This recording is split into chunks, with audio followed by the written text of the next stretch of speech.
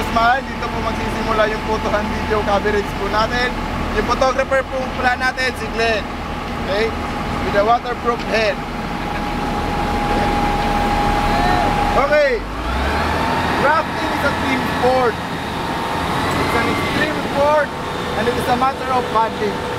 Okay? This is the paddle. Remember that this is one of the most dangerous thing na to about to bring in rafting also. Okay? Bakit po siya dangerous?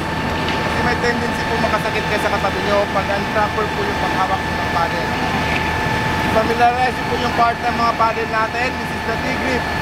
Kung saan yung isang kamay as always nakahawak. Either you're left-handed or right-handed, always hold on the T-grip. Okay? Do not hold your paddle like this.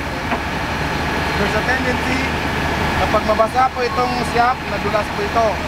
Pag umunggo yung blade sa bato, gaganon yung T-grip, baka matamaan yung katabi mo. So as always, hold on the T-grip, hold on the shaft, and this is the blade. Kung saan ito yung ilulublog natin sa tubig. Hindi po yung T-grip. So magsasagwan, make sure na nakadip po yung blade nyo more than half or full blade. Okay? Do not paddle like pachar-char lang. Okay? Alam niyo yung pachar-char lang. Hindi nakaganon lang. As long as may command,